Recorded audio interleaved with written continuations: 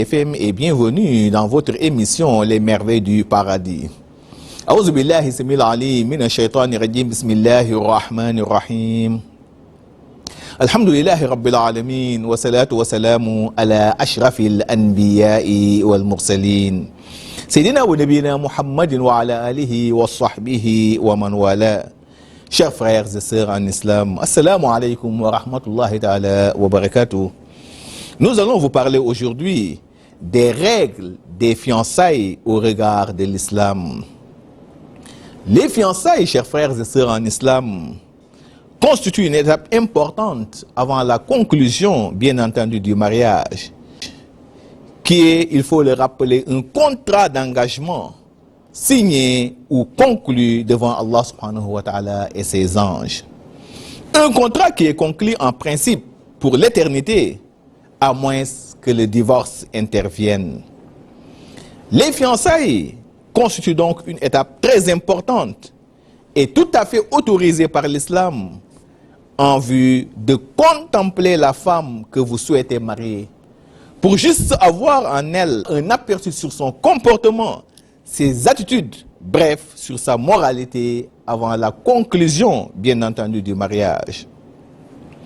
L'argument en est, un homme est venu dire au prophète Muhammad alayhi salam, je veux épouser une femme issue de la tribu des Ansar.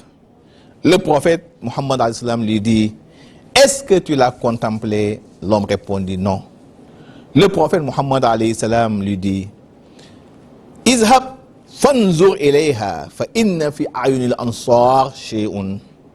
Va et contemple-la, car les femmes de cette tribu d'Ansar ont quelque chose dans leurs yeux. Juste vous dire que les fiançailles sont tout à fait autorisées par l'islam, mais à des conditions claires et bien définies.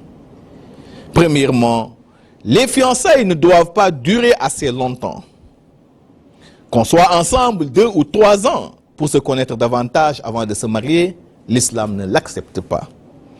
Vous savez, tant qu'il n'y a pas une étroite cohabitation, comme celle dans le mariage, vous ne parvenez jamais à se connaître.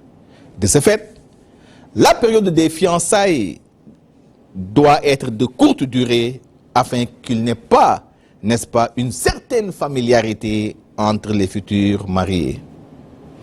Malheureusement, aujourd'hui, la durée des fiançailles est beaucoup plus longue que celle des mariages.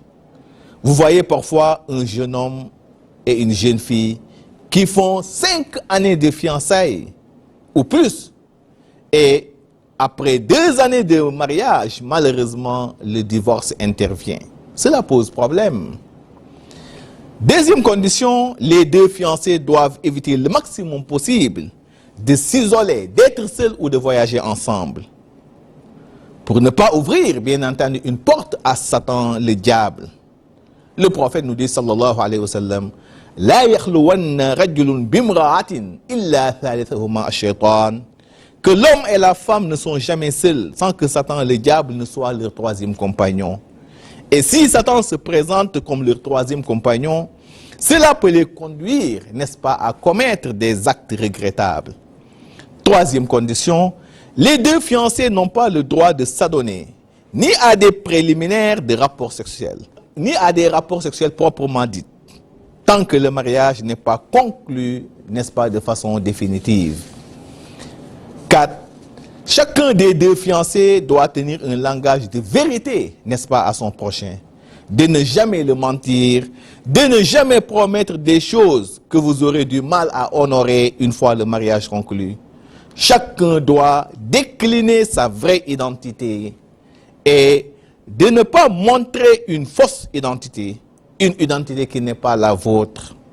Surtout que nous sommes aujourd'hui dans un monde où tout est artificiel, tout est montage, tout est vernis. De tenir un langage de vérité, être sincère au moment des fiançailles, cela est vivement recommandé. 5e condition, chacun des 2 fiancés est libre, n'est-ce pas, de renoncer ou de changer d'avis si toutefois qu'une partie constate un comportement ou une attitude qui ne la rassure pas à l'endroit, n'est-ce pas, de l'autre partie. 6e condition, il est formellement interdit à chacun des deux fiancés de formuler une autre demande de mariage ou d'accepter une quelconque autre proposition de mariage durant la période, n'est-ce pas, des fiançailles. Pour dire que la fidélité est aussi exigée en période de fiançailles comme pendant le mariage. Le prophète Mohammed alayhi salam nous dit que les musulmans sont des frères coreligionnaires.